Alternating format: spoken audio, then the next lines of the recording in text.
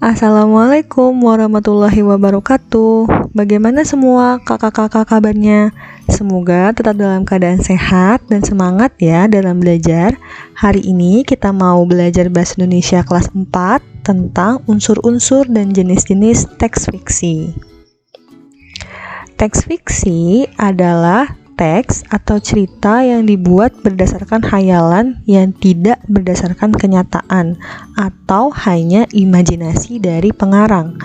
Ciri-ciri teks fiksi yang pertama bersifat rekaan atau tidak berdasarkan fakta. Yang kedua, tidak menggunakan sistematika yang baku. Yang ketiga, memiliki pesan moral di dalam ceritanya.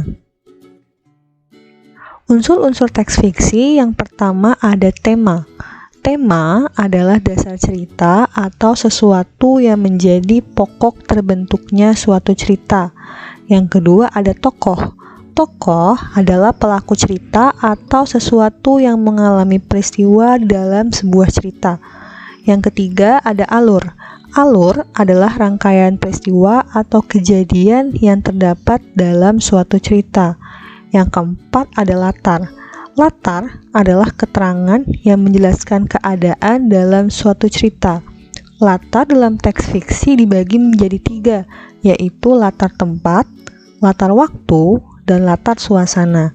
Dan yang terakhir ada amanat. Amanat adalah pesan yang terkandung dalam sebuah cerita. Teks fiksi dibagi menjadi beberapa jenis. Yang pertama ada cerita rakyat. Cerita rakyat adalah cerita dari zaman dahulu yang hidup di kalangan masyarakat dan diwariskan secara lisan. Cerita rakyat dapat dibedakan menjadi 5 jenis. Yang pertama ada cerita jenaka. Cerita jenaka adalah cerita penghibur yang membangkitkan tawa, jenaka, keriangan, atau dapat berupa sindiran.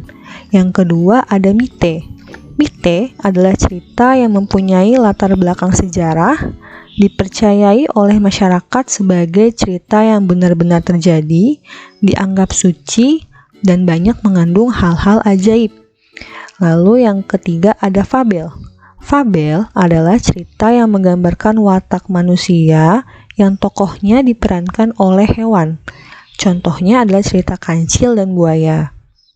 Lalu cerita rakyat yang keempat ada legenda. Legenda adalah cerita rakyat pada zaman dahulu yang ada hubungannya dengan peristiwa sejarah. Lalu yang kelima ada sage. Sage adalah cerita rakyat yang bersifat legendaris kepahlawanan atau petualangan yang mengagumkan. Lalu jenis-jenis teks fiksi yang kedua ada cerpen. Cerpen adalah singkatan dari cerita pendek. Cerita pendek berisi cerita tokoh dalam suatu situasi atau kejadian yang ceritanya ditulis singkat kurang dari 10.000 kata. Dan jenis teks fiksi yang ketiga ada novel. Novel adalah cerita rekaan yang berisi rangkaian peristiwa kehidupan seseorang beserta orang-orang di sekelilingnya dengan menonjolkan watak dan sifat setiap pelaku. Contohnya novel Laskar Pelangi. Nah, di sini ada contoh dari teks fiksi yaitu fabel. Fabel adalah cerita yang tokohnya diperankan oleh hewan. Di sini judulnya adalah Kucing Pengagum Rubah.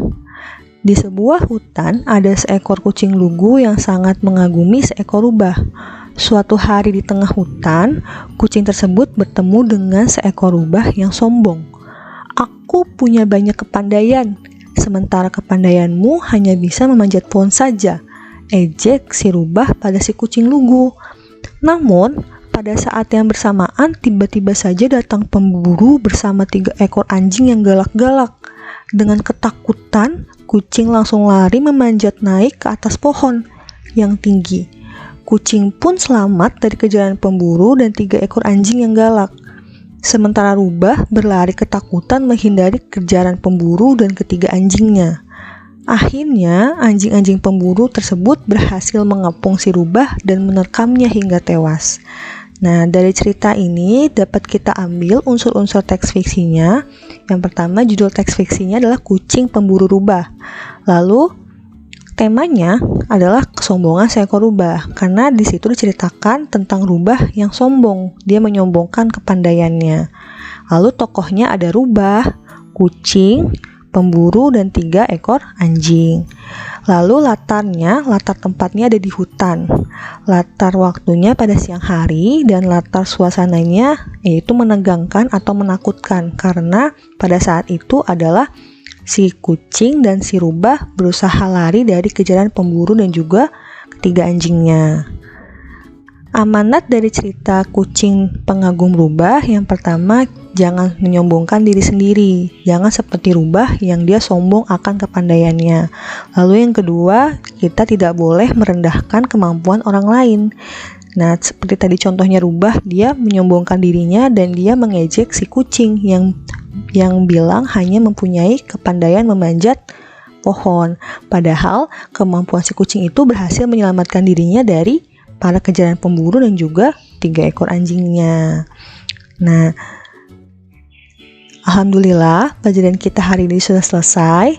Terima kasih kepada kakak-kakak yang sudah menyimak video ini sampai akhir. Tetap semangat dan tetap jaga kesehatan ya kakak-kakak semua.